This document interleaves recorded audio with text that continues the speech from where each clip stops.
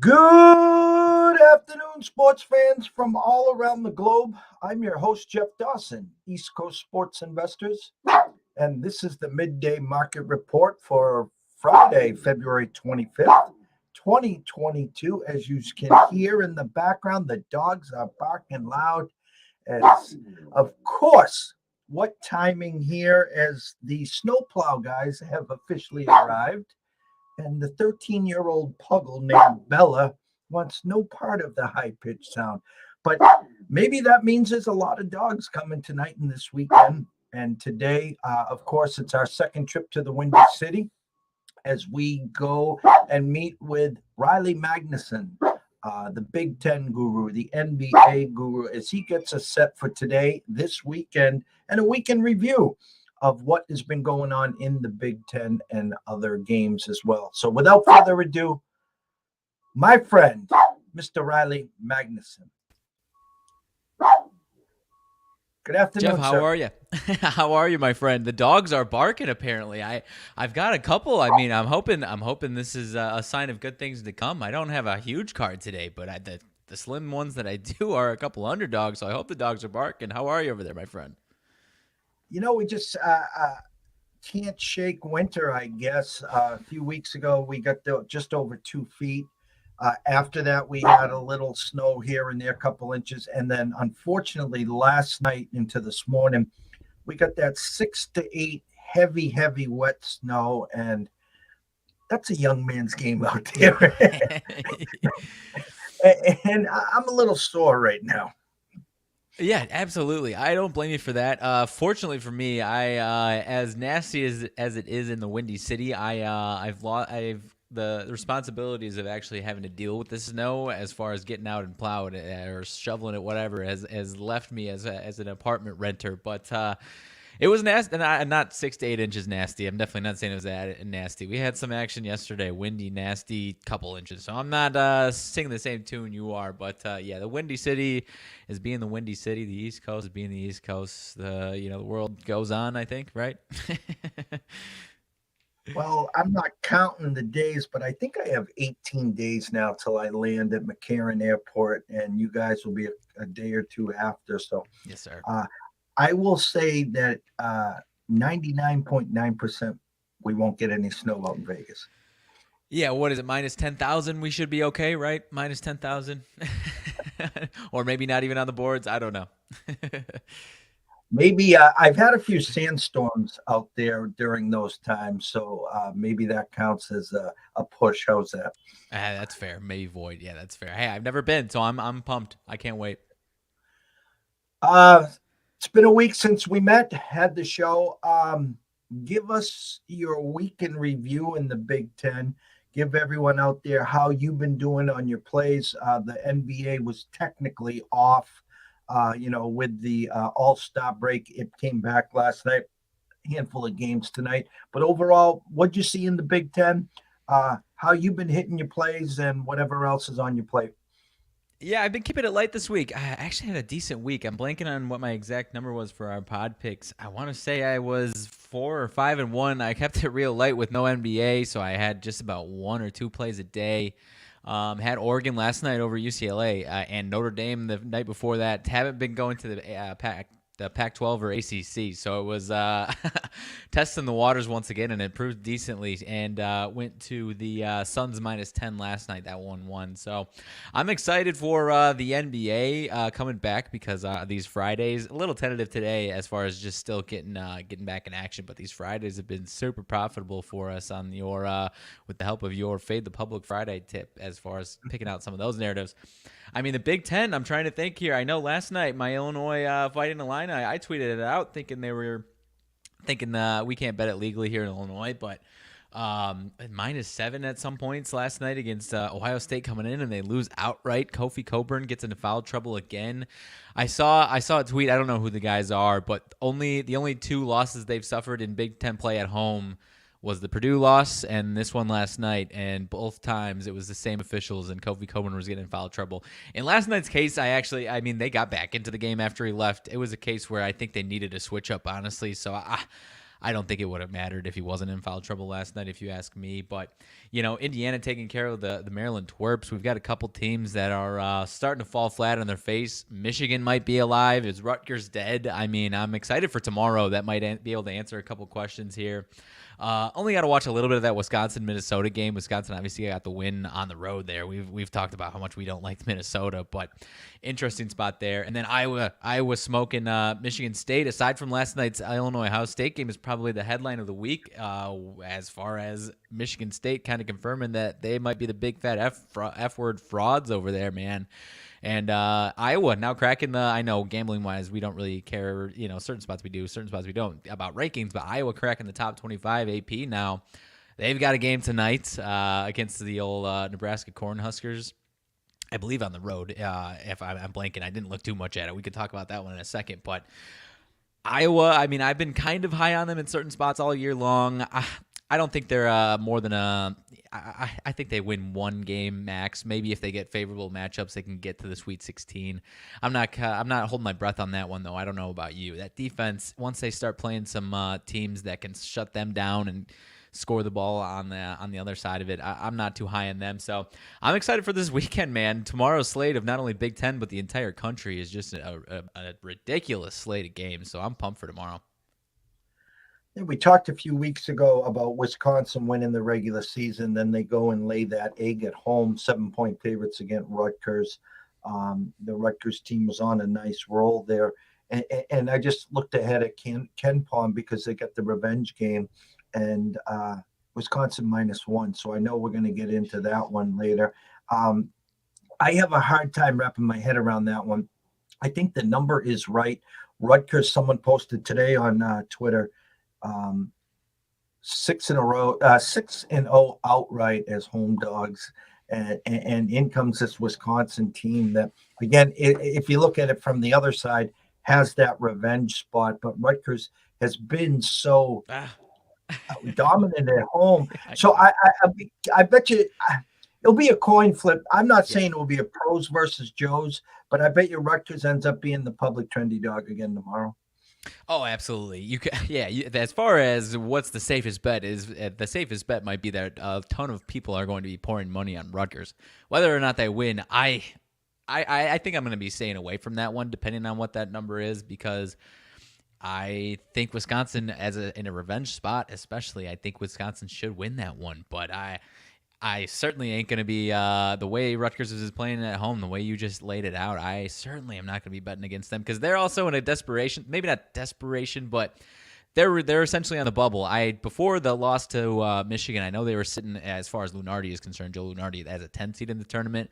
I didn't check afterwards today as they stand if they're on the bubble, 11 seed, what they are. But if they get that one, I don't know if that stamps their ticket for sure. But that's definitely another one to put on your resume. Getting Wisconsin twice, maybe that one gets them in for sure. I don't know. I think they only got a couple more after that in the regular season, and then obviously make sure you beat who you need to beat in the Big Ten tournament, and maybe you can knock somebody else off. But I don't know. Do you think that stamps their ticket to March if they get that one tomorrow against Wisconsin? It's such numbers and analytics. I'm one of these guys that believes that you can't just assume that and then go out and lose the first game of your tournament. And I hate when that happens.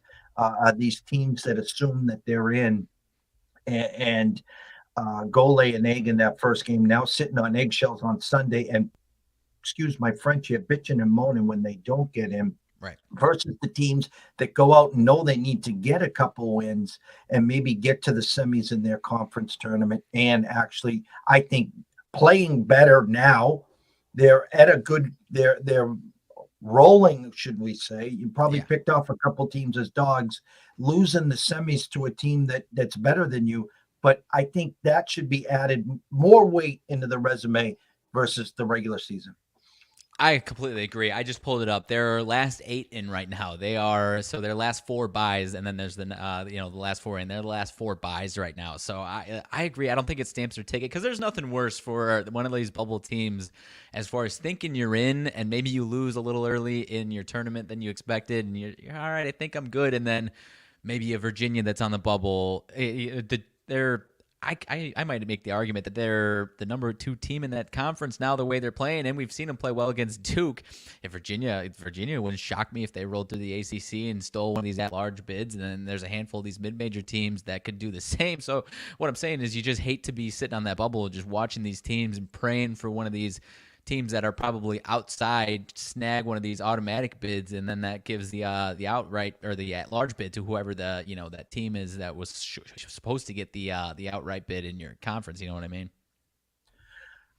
I'm gonna just throw this out there because we didn't talk to you, and we will obviously put this thing to rest and sleep. And we've seen the video a bazillion times. You talked about Michigan, and I kind of chuckled because the whole world was on Rutgers earlier this week at Michigan. No Juwan Howard. Go back to Sunday. He was a little PO'd because they called the timeout, yet he was pressing. And the coach said he didn't want to put his bench guys in the wrong spots. So I understand both sides. Juwan, it's not the first time that this, got a little deep, got a little, he's a big guy too. So he's intimidating. And this time he ends up hitting an assistant coach, suspended for the last 5 games of the season. As Michigan really was starting to play well, even though they did lose on that Sunday. Thoughts on Howard, the suspension, and you did, talk about it. And Michigan looks like they're starting to really come together. Right. I mean, as far as I think a suspension was warranted for sure, and do I want to see that type of stuff? No. We talked about it, Colton and I. You had him on yesterday, our partner on our daily show, and he was kind of leading the charge on it, a little more opinionated. But do we want to see that stuff? No. But also, it's not like this dude just started a stadium-clearing Malice at the Palace brawl like certain media people were talking about, right?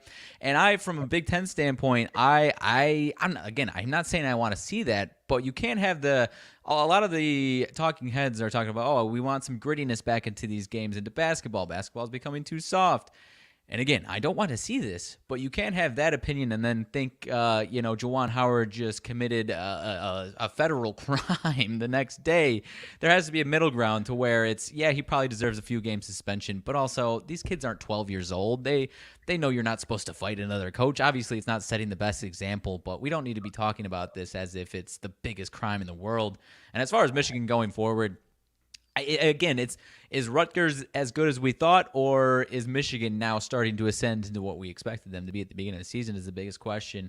And from a betting perspective, I've kind of just taken a stance of I'm not betting on these teams going forward until maybe we do see some continuity. But they've got 4 tough games, Jeff, as far as Michigan is concerned. The regular season, they've got Illinois here up this weekend on Sunday. Then they go host Michigan State, who I think Michigan State smoked them the first time around, if I'm not mistaken. And then Iowa they host, and then Ohio State. So they've got 4. I guess Michigan State's out of the rankings right now, but 3 out of 4 ranked teams and a team that already smoked them. I don't know, maybe get 2 of those wins on your resume and you're sitting good, and then you still got some work to do in the Big Ten tournament probably. But, obviously it's all in front of them, I guess, is the benefit for them. If they win 3 out of those 4 and then have a nice tournament, or even win all 4 of those plus, then obviously they're probably in the tournament, because like Rutgers, they're also sitting on the, according to Lunardi, as that right next to them as far as last 8 in right now. So I don't know if I would bet on it, honestly.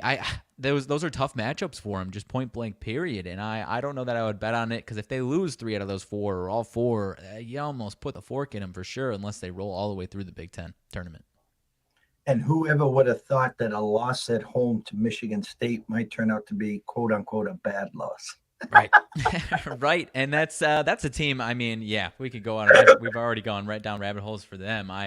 I still don't know what we see from them going forward. Lunardi still got them as a 7th seed, so I don't know if there's enough time for them to fall off the cliff completely, or if you trust that at all. Maybe you don't, but I think they'll probably manage their way in Michigan State. But again, I don't think they're a second weekend tournament team by any means, let alone they could lose in the first round, if you ask me, my man. I agree. So I'm going to pull up the board right now. We're going to get into the hardwood. The NBA is back, day 2. Just from my eyes, not an easy board. There's never an easy board. Yeah. We did see the flip in the Minnesota-Philly, where overnight Minnesota was a 1-point favorite. Now Philly a 2. The announcement that Harden would make his debut there. Looking through this, I guess they gave you a day off. Your Bulls are off, so that's Hmm. good. But the 1, 2, 3, 4, 5, 6, 7, 8, 9 games, Not bad. Riley. Um, what do you see? So I guess let's start with that Philly and Minnesota game. So I'm taking a stance on this one, small stance. I'm going a half a unit. As far as the James Harden news, as for where I'm seeing it, it's everyone is pouring their money on the Sixers and James Harden coming back. And I don't know if this is a true example of what we've talked about as far as fade the public on Friday nights or not. I'm using that as part of why I'm backing the Wolves. I'm taking the 2.5 of the Wolves on a half unit. So part of it is that narrative, but also I know the Wolves are on a back to back. I've heard this five too many times today, Jeff. The Wolves are on a back to back, and I get that. And I'm usually the biggest proponent of don't bet on teams on a back-to-back. I often fade teams on a back-to-back, but they just had a week off. And I know the Sixers are obviously more well-rested. They just had a week off. One game isn't going to kill them as far as compared to the middle of March when you've had 10 games in 15 days and now you're on a back-to-back. They just had a week off, and they just played a nice game and had some nice momentum. So I think there's going to be momentum coming into this game, and not only that, we've talked about it. Maybe it was last week or 2 weeks ago. I personally think the James Harden and Embiid situation is going to work out really well going forward. But in game one, I think it's going to take a few games for them to find some continuity and some traction together and some consistency. I personally think they're going to have some issues and chemistry issues at just point blank, man. And so I think the Wolves can win this one for sure. Not my most confident play that I've ever made, if I'm being totally honest. Like I said, it's a half unit play, but I'm definitely not putting my money on the Sixers tonight. And maybe my best advice to myself should be just stay away since it's James Harden night one. But I just couldn't ignore the Friday night massive money on the Sixers, and I personally think it's going to be a little muddy for a couple days here. I agree, especially you brought it up a few times. The fade the public on Friday, it's payday. Vegas had the line at 1. I mean, let's be true numbers here. The addition of Harden supposed to move the line more than 3 points. Sure. So they're still Embiid, still playing, Maxey and everyone. So I agree where your eyes are there. I definitely could see Philly being a real big, heavy chalk play today. So I too back the Wolves tonight. Yeah, this Wolves team is no scrubs either. It's not the last 2 years Wolves teams. I mean, I know they're not top 3 in the conference of the West. They're 32 and 28 straight up. They've got a ton of talent, and I think they can have a lot of success tonight. And like I said, I'm usually the biggest back-to-back person rest advantage, non-rest advantage. I actually heard something that the Sixers are actually really bad when they do have a rest advantage. So I think that could factor in tonight too. But another one that I'm looking at. I only made one other play, and then I guess Colton and I did our special play of the day, Friday 4-pack with the Washington Wizards +3. Another team, the Spurs, road favorites in this one. Massive monetary liability on the Spurs. I don't know if we're missing something or what, but I know the Wizards team is without Bradley Beal for the rest of the season. I know that, but this isn't the first time they've been without Bradley Beal this season. They're a scrappy bunch, and I like the Spurs in a lot of underdog spots at home, but you're telling me they're a road favorite. Maybe something's wrong here and I'm missing something, but that's one spot that I was interested in was the Wizards at +3, and Colton and I put that one on, and he was interested as well. We put that one on our Friday 4-pack parlay. It's amazing. I feel the same way. I'm a big Spurs fan, especially when you're catching 4, 5, 6 on the road. Yeah. And having them as a favorite is an eye opener. Now, with that being said, I have been snake bitten in the past. I am the ticket holder of, this was about 3-4 years ago, of a Washington team. Just had to win the game, up 31 at home at half, and lost the game to your Bulls, by the way. Oh, yes. And I think they did the same thing earlier this year. They're a team, they're tough to back. But I see where your eyes are, and I agree. Right. Yeah, it's definitely not. I think there's more value, in a couple other spots. The other one, I did have one play. Then there was one more that I'm interested in playing, but I probably won't just because this is one where on maybe next week once we have some more continuity, I would play the Raptors and Hornets. Looks like the Raptors, maybe this is just consensus and I'm seeing the wrong side. I believe the Raptors are 2-point road favorites here in Charlotte. I really like this Raptors team, so my eyes shot there, and it kind of just kept me away from at least where I'm seeing the monetary liability on them. So the fade the public as far as fading the Raptors kind of interested me there. But the Hornets were limping into the All-Star break essentially. So maybe the week off helped them quite a bit. But this Raptors team was starting to be, I mean, they're 32-25 straight up after kind of scuffling through November and December.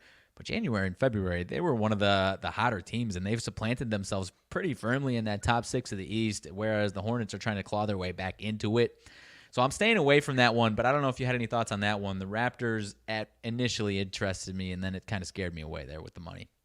Well, my eyes are telling me there's a line freeze here. I'm showing 59% of the bets, 90% of the money on Charlotte, yet the line opened at 2 and has stayed at 2. So with that kind of ticket and money, it's supposed to have gone to a 1.5 or 1. So again, your eyes are not playing tricks on you. The Raptors would be the right side. Yeah, it interests me. So, I mean, I told you last week as far as the All-Star game, I've got a soft spot for Fred VanVleet as well, so that I can't tell when I'm being a homer for the Raptors or not, because that was, end of January, early February, one of my more profitable teams when they were coming up. So, I like this Hornets team too. They're a fun team to watch. So, that one, especially with the, first day back, I don't know what we expect from them. There's another one that I'm interested to see. I'm blind, Jeff. I can't see this board, so I'm just looking at my phone over here as far as my money splits. What are you seeing as far as the Heat and Knicks? Because I personally am not touching the New York Knicks with a 10-foot pole, and I really like this Heat team. Obviously, they're top 2 in the East right now, and I think it's a brutal matchup for this Knicks team. But where I'm seeing it looks like a ton of monetary liability and bet percentage on the Miami Heat and now it's at 6. It was 5.5 earlier today.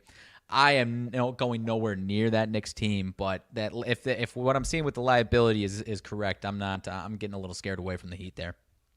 The actual overnight line opened at 4.5 and an immediate morning correction to 6. 92% of the bets, 88% of that money, all on the Heat. So an under over that opened at 211, now 212. They're giving you the old 109, 103 game somewhere right around that. Right. And I still like I said, if I'm doing anything in that game, it's maybe I've got a nice entertainment parlay and I'm throwing the Heat money line on there because I can't believe we still, I mean, this is on ESPN, the early window ESPN game. I cannot believe we still have to watch this Knicks team anymore. They are just a flat out bad team. And, like I said, that monetary liability scares me away. But if I'm going anywhere, it's still the Heat.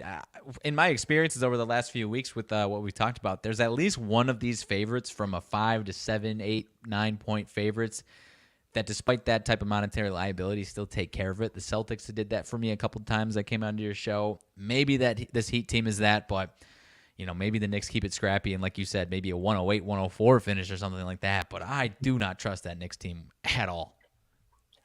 100. It's the curse of Kemba. Yeah, 100%. And I've got the one that actually made the play. This was my NBA pick of the day my only pick of the day for our show today. I'm taking where I'm seeing it's pretty close to 50-50. I caught him at +2. Looks like it's back to +2 where I'm seeing. I got the Clippers over the Lakers tonight +2. I think this Lakers team is continuing to be, as they've been all season long, just insanely overvalued. They are not a profitable team at all.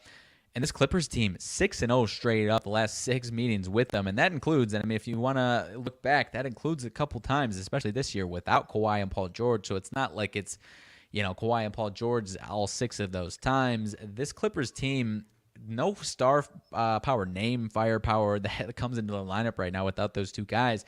But they have a better record than this Lakers team, first of all, and they continue, because they have no star power, they kind of continue to be undervalued here. They're top 10 defensive efficiency per team rankings, top 10 field goal percentage and 3-point percentage allowed.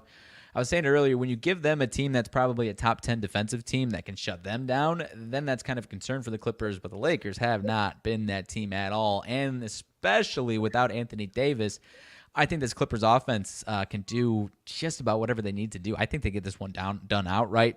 The one thing that slapped me in the face, though, another reason why I've been tentative is because I don't know. I don't like to try and pick off who's going to be rested, who's going to be rusty. This Clippers team, 22-6-1 ATS. 22-6-1 ATS. The last 29 situations on 3+ days rest.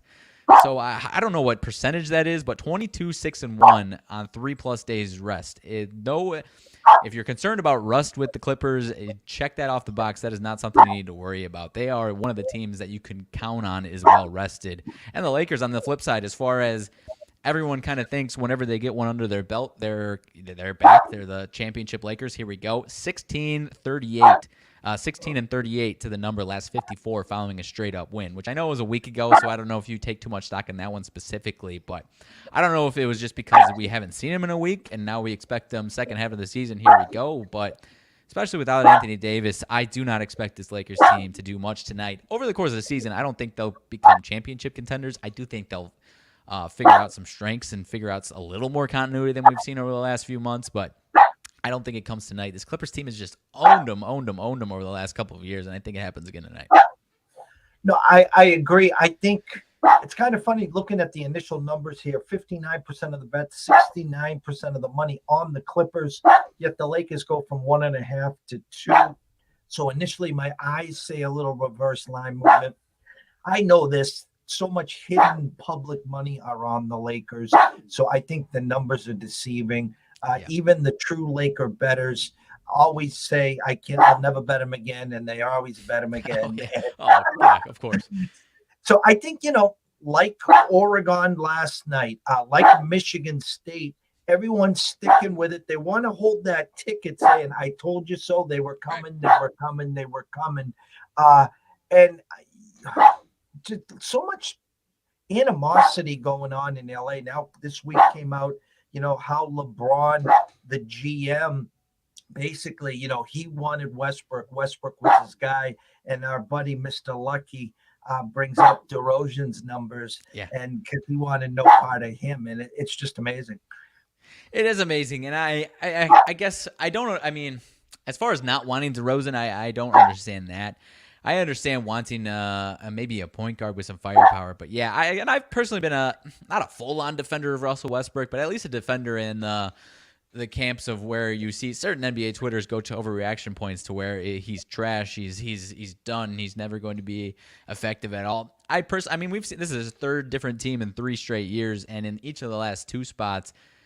Maybe this is a little bit longer than we've seen the last couple of spots, but we've gotten through about half the season, and it's a similar situation, maybe not quite this bad, and then he turns it around. Last year in Washington, we were singing this similar tune, and then in the last couple of months of the season, he's leading them on the brink of fighting for a playoff spot. So I'm not saying that's happening. I'm not saying they're getting back to the championship contending spot that they want to be. I'm not saying that at all. I think it's going to get better here over the next couple of months, but your gauge of where better is on the list of hierarchy in the NBA is up to you. But I personally don't think they're gonna get the ship righted enough. I think they'll be a 500 team when it's all 500 win team here when it's all said and done.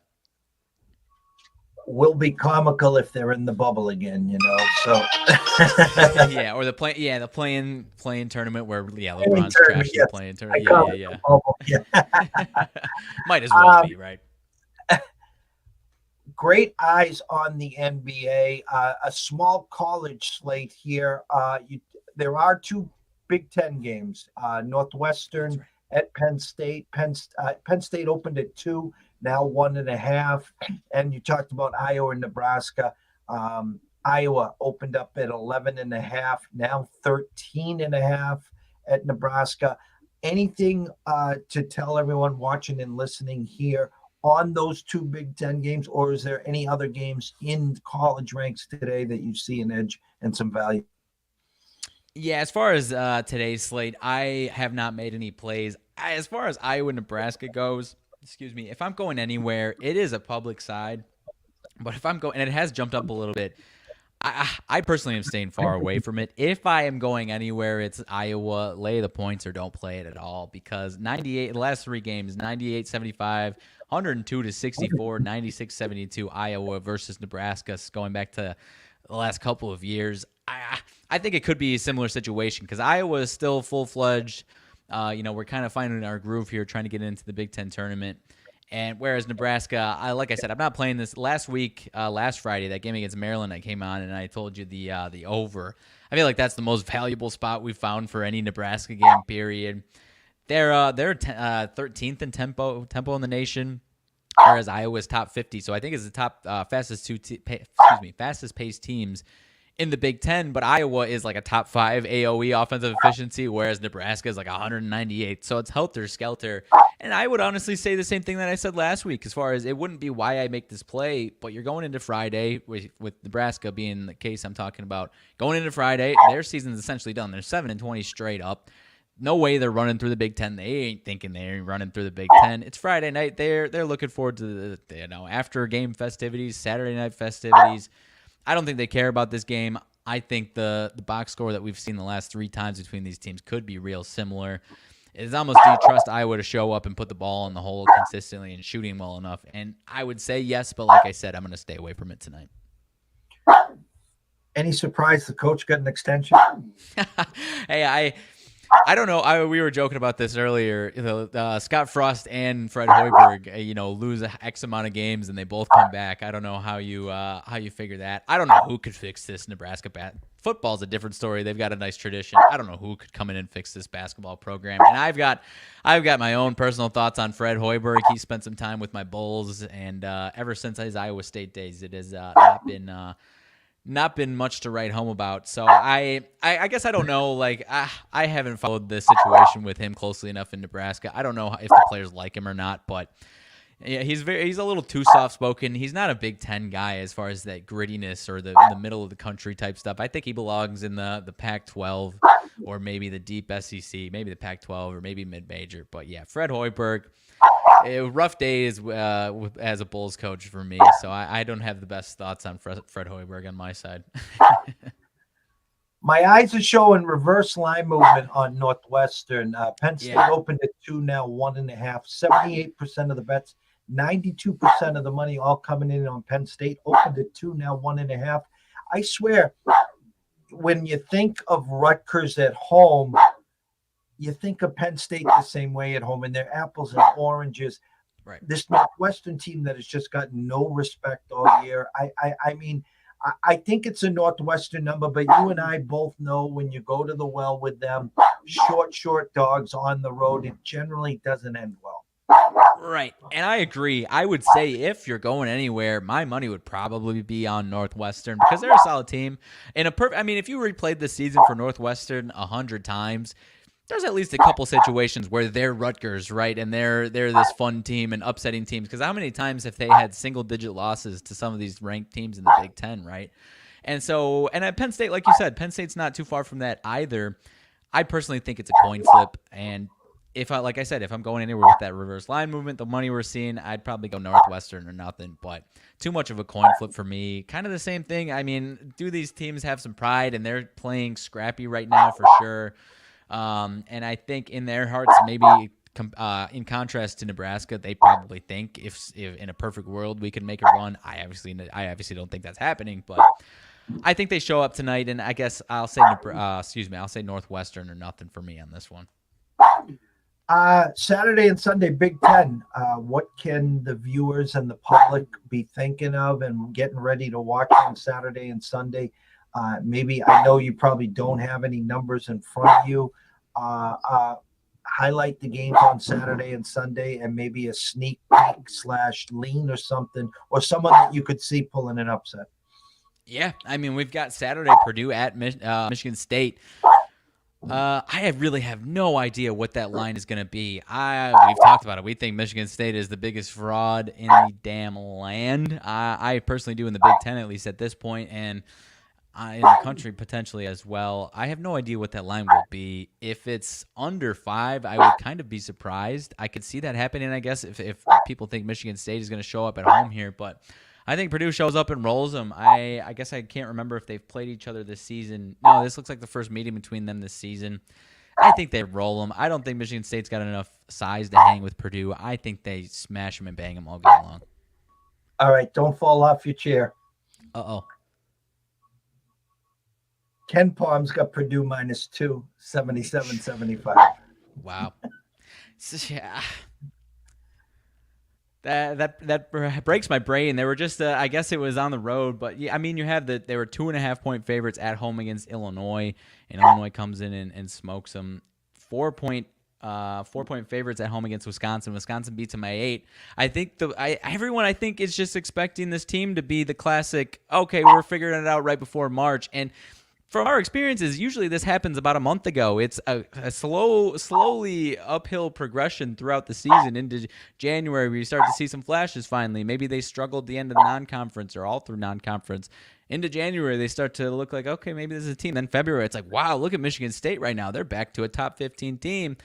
This is something that we almost have never seen before, at least in my opinion, as far as the way they've gone on a downhill stretch. And we talked about earlier this season, they were 6-1 or something along those lines, straight up in the Big Ten, but it was 5 of the bottom of the conference. So I think that could be another situation where Purdue comes in and smacks them in the mouth. But maybe it's fishy. I might stay away from that one. It is fishy if it's right there at 2.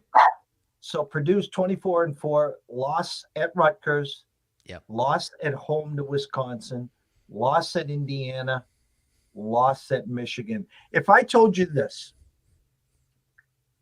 you had the Oregon ticket last night plus the 3 against UCLA. And as much as I talked about Rutgers being the public trendy dog, I mean, listen, I know Purdue, you know Purdue. They're steamrolling. They're blowing teams out. I mean, I know they've had a couple, 2 out of the last 3. I mean, they've only beat Maryland by 1. They beat Northwestern by 6. And then they just beat Rutgers by 12.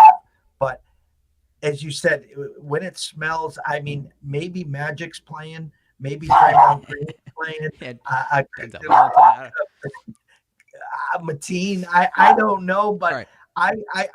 I'm attracted to the Spartans tomorrow. Yeah, and for me, it's just I've just had so many spots like this where they'll set a line like that, and it's like, okay, this is it. This is the Michigan State team we'll expect. As far as comparing it to that Oregon and UCLA game is totally fair. I see where your head's at with that. I personally, I think UCLA is very good. I think Purdue and UCLA are kind of a different perspective there, where UCLA was, kind of struggling on the road, and Purdue just has these longer spreads on the road to where they failed to cover. So I'm the way we're talking, I'm probably going to stay far away from it and just hope I'm right as far as Purdue smoking them. But yeah, if Michigan State shows up, are they back? If they show up and win this game, are they back and they're going to be that Michigan State team going into March again? Well. A win tomorrow will put them at 19-9. As bad as they're playing now, listen, they start the season with 2 losses.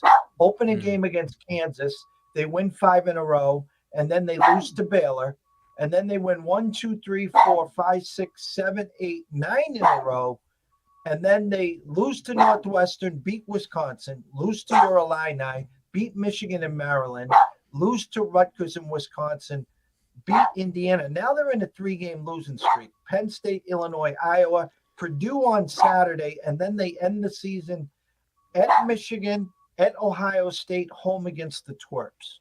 Sheesh. I mean, I don't know. I'm not saying they're going to fall off the cliff and lose their spot in the tournament, but I don't believe in them at all. I said it the other day against Iowa. If they couldn't show up and put up a fight against Iowa, then I'm not saying it's a fork in their season, but they're officially frauds. And, yeah, I'm going to stay away from this one tomorrow if it's that type of spread that we're seeing. Second one up, we've got Wisconsin and Rutgers, 5 Central Standard Time, 5 p.m. Central Standard Time. That one, you said it was a 1-point expectation spread there, Ken Bob? Wisconsin -1. I've been staying away from these Rutgers game. It's your I'll use your saying as far as if I'm not there for the wedding, I'm not going to the funeral. I haven't been on this Rutgers team like a lot of people have, and credit to everyone that has. I haven't been because I believe in them. I want them to be that team. I really do. I believe in Wisconsin more in a back-to-back or in a bounce-back spot, but at the same time, I was saying I don't see any way, or a couple of weeks ago, whenever it was, I was sitting here saying I don't expect Rutgers to go into Wisconsin and beat Wisconsin, and then here we are talking about a revenge spot for Wisconsin, so I'll probably stay away from it, but if I was putting my money anywhere, I think it's on Wisconsin, unless we see some money splits that take away the Rutgers being that trendy dog. If they're a big, fat public dog, I think it might be Wisconsin all the way. Yeah, tough for us. We have the 300 on Wisconsin plus 300 to win the regular season. So obviously, A, we're hoping for a Purdue loss, and B, we obviously need the revenge factor here with Wisconsin. Uh, and I think mindset wise, if you had Wisconsin minus the 5 or 6 at home against Rutgers, I would expect you'd have confidence to go back to the window and take them at Rutgers tomorrow.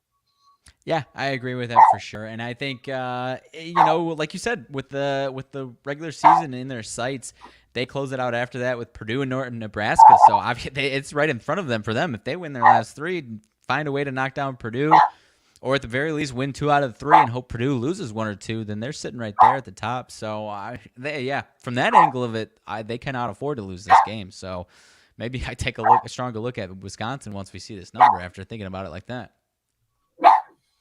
Any other games Saturday or Sunday? Saturday, it looks like 2. I guess I thought there was more than 2 on Saturday. Sunday, we got 4 on Sunday. Illinois at Michigan. Illinois coming off of a bounce back spot.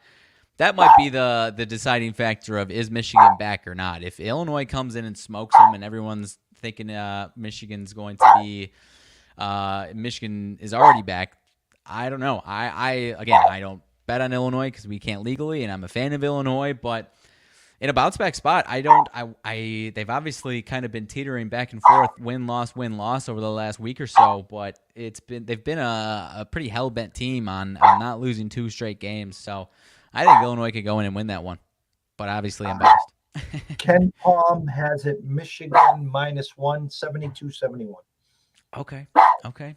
So, I don't know. Maybe that's making people think that Michigan is the favorite. I don't know. Yeah, I don't know how to rationalize that one because like I said, I'm too biased for that one. But I'd find it hard to believe they lose 2 in a row. Ohio State, Maryland. Ohio State's the quiet team as far as making waves nationally, media-wise, making waves. They're a really, really damn good team. That's Ohio State on the road there. They smoked them by 15 at Ohio State earlier in the year. You and I talk about, and Colton as well, we talk about this Twerps team. They're the Twerps, and I don't expect them to put up much of a fight here in this one. Their season's starting to slip. They just lost at Indiana last night, and Indiana's kind of a toss-up team. Next one up, speaking of, Indiana at Minnesota. Indiana, I guess we'll see what that spread is. Indiana needs that win for sure. That would be a bad loss on their resume, which could, put them closer and closer to being off that bubble, which I think they are. I mentioned Lunardi. I think they're Indiana in their last 4 right now in the first 4 games, the playing games. So they cannot afford to lose this one. I don't know what that spread will be, but I'd find it hard pressed to believe Indiana doesn't show up ready to rock in that one. Go back on the Ohio State, the old classic Sunday number. Ohio State -4 at the Twerps. They got me good about 6 weeks ago on that Sunday night game. I think Maryland. We had Maryland, and first flash they were down 21-3. That was that one, yeah. Yeah, but they came all the way back, and then they ran out of gas. And on your Indiana Maryland, Ken Palm's got 74-64 Indiana. Okay, yeah, I get it. Yeah, I guess that would probably be pretty close to what I would predict in that one. At the same time, though, they'll let you down just when you say, oh, they can't lose this game. They have to get this one. If they lose this game, they're in trouble for March, and then they go ahead and lose that game. They've been a team, just inconsistent team. They finally got back, taking down Maryland after a tough stretch. And then I believe they've got Rutgers and Purdue after that. So not really one they can afford to lose. That's going to be a tough game against Rutgers at home, obviously. They're going to need that one too. But so is Rutgers. So I think Minnesota, we're pretty spot on with them throughout the season. I think every once in a while they've put up a nice fight, right? I was back in Northwestern against them last Saturday because they had back-to-back games. Minnesota 45 and 46 points scored. Thought they had closed the book on the season and looking forward to next year. But then they bounced back a little bit the last 2. So wouldn't surprise me if Minnesota put up a fight, but from the angle of Indiana absolutely needs that one. They should roll them, but that barn can be a tough atmosphere every once in a while. I do agree that, the intriguing part about today's show and then obviously next Friday's show as we wrap up the last week, imagine that before the conference tournaments, is the games just mean a lot much more, whether it's trying to win the regular season, whether it's trying to get off the bubble, whether it's trying to get into the bubble. Right. And so the lines can't be sharper. I've been talking the last couple nights on the closing bell, and I go over last night's games, and they're within a half point here, half point there. When you think you see value, it just comes around and bites you in the you know what, and vice versa. Dogs will be dogs, and my dog is finally quieted down. Apologies to everyone, but that's telling you it's Friday to fade the public. Dogs will be barking. Trust Dogs will us. be barking. Hey, I had a day, I don't remember if it was Tuesday or Wednesday, and it ended up kind of breaking even where I saw a lot of undervalued dogs, at least in my head, and I took a quarter unit sprinkle on 6-7 money line dogs in college basketball. I think I went 3-4 on them. So I'm trying to think. Clemson was one of them. I had TCU. I thought that was going to be a big winner for me. And West Virginia the same. I had a few nice ones. I'm drawing a blank right now. Creighton was the biggest one, I think, that ended up winning. I know you, Colton, talked about the Big East, but your Big East was a madhouse this week, my friend. Well, great eyes on the Clemson against Wake Forest. That one stuck out like a sore thumb for sure. Great eyes. I caught you and Colton early on your podcast, pumping up on the Creighton side there. The Big East Tuesday night, the Nova game it was an instant classic. Yeah. Just how good is Vegas? The overnight number one steamed to 2.5, and UConn comes all the way back, and they make the first free throw to make it 2, and then there was 0.2 seconds, so it makes no reason to make the next one. So literally, the ref hands him the ball, and he just fires it against the rim, hits the backboard, hits the rim, the game's over. Well, so we had a 2-legger on Tuesdays. We do our 2 for Tuesday parlay, and I caught Nova +2 on that one, and so I was like, all right, perfect. Our man Jeff is at the game enjoying this one. They can win by 1. This is perfect, and we get this cover. I'm usually, so I'm very invested in these games when I'm watching them, but I've gotten away from overreacting in the moment and letting my emotions get the best of me, especially when I've got 6 other, or whether it's 6 other in the week or 6 other in a day, doesn't matter. That's the first time in a while where, as far as, I don't remember exactly, it was when they fouled him with 0.2 seconds left. Everyone knows you can't do anything with 0.2 seconds left, and they go to the line and I said, no! It's been a while since I've actually screamed at my TV when it's not one of my favorite teams, at least. So I had to laugh at myself, and then I was just like, it felt gross as far as the push, but obviously they'll take a push over a nasty loss like that any day of the week. Well, and to be 100% honest with you, Nova up 25 seconds left at the line for 1-1 and clank the 1-1 there. UConn hits the 3 to cut it to 1, and then Gillespie just dribbles right into the double team. They get the jump ball, hit the basket, and then he drives like a bull in a china shop for the charge. And I feel your pain. And I said it on my timeline. I didn't know whether to be grateful or disgusted. We had Colorado State -6 against Wyoming in our step on the gas. We had a unit and a half on it. And they were up 6 with 9 seconds to go. They got fouled. They hadn't missed a free throw all night. They were perfect from the line. The guy clanks it. Wyoming comes down, launches a 3, misses. Colorado State gets the ball rebound with 2.5 seconds left. The guy's holding the ball here, waiting to get fouled. No one even fouled him. Landed on 6. Yeah. It was kind of that week, so I shouldn't even. I was gloating at the beginning, the start of my week. On Monday, I'm drawing a blank as far as, or maybe it was last. I don't remember. I've had a roller coaster of luck week, is what I'm trying to say. Where one day I think it was Monday, as far as a couple of the Big Ten games, the Ohio State Indiana game going to overtime, and Ohio State covers -7, and then who was it? I think it was Penn State and Maryland, if I'm not wrong. On Monday, let me double check here.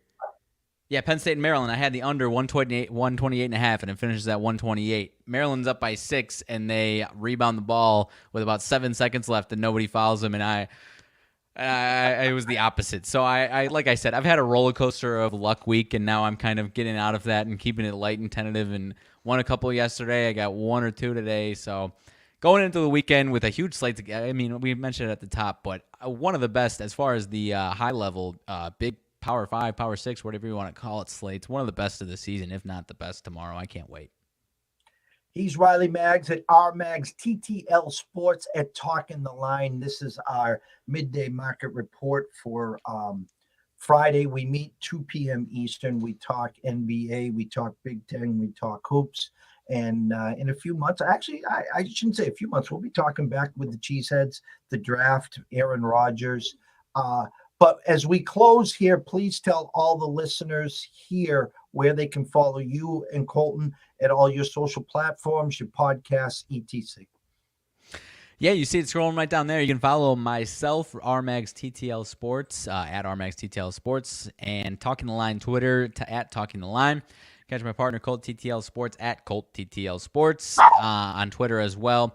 He will have a UFC blog coming. If you subscribe to our email blogs through our website, you'll get his blog tonight, I do believe. And I also I'm writing a golf blog every week now, starting last week, and you can get early access to that on Tuesdays, and then the public gets it on Wednesdays. As far as everything else, we've got our Talking Line podcast Monday through Friday, 10 a.m. Central Standard Time on Twitter, YouTube, social media, everywhere, podcast directories, wherever you need it. Tomorrow morning and every Saturday. I guess after college basketball, we might be pivoting to something else. But during college basketball and college football, every Saturday morning, 8:30 a.m. Central Standard Time, breaking down the entire college basketball or football slate. Obviously, this time of year is just basketball. That'll be social media or YouTube. That one's not on podcast directories. And then kicking off next week, we're returning with Wise Words Season 3. Season 3, Episode 1 next Wednesday at noon Central Standard Time drop. And these episodes are, stay relevant. You can go back to through the first couple of seasons of our catalogs that we've had. We've had this man right here a couple times on, I believe both of them were in Season 2 this time around. And we'll obviously have you back on in the future. But that one you can check out on YouTube or our social media platforms or on podcast directories as well. We just interview a very well-respected person within the industry and pick their brain a little bit on whether it's their specialties, how they got started in the industry. We've had some awesome conversations with some awesome people, so go check those out. But aside from that, my friend, I feel like I don't have too much else to drop down. Follow our Instagram at talking_the_line. And follow us on Facebook. We've been getting that one started. We've had that one started for a few months, but not as many people are in our age group uses Facebook. So and we don't plug it as often. So I'll plug it right now. But find us on talkingtheline.com for the one-stop shop for anything, or go to our Twitter with our link tree in the bio, my friends. Amazing stuff as always. I tell you, I got a message on Facebook, believe it or not, talking about how much they love Colton.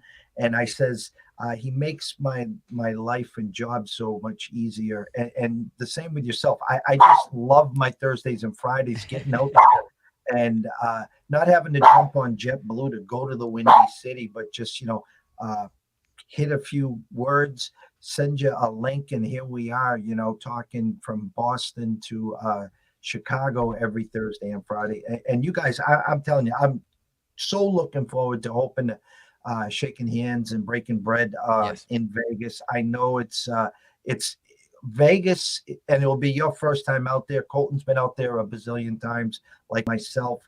The time it goes by so quick. So by the time you land in McCarran, and next thing you know, you're packing your bag Saturday night to get ready to go home on Sunday, and you're like, you wanted to go to so many places, and you get caught up, and you're just like, wow, you blink and it's gone.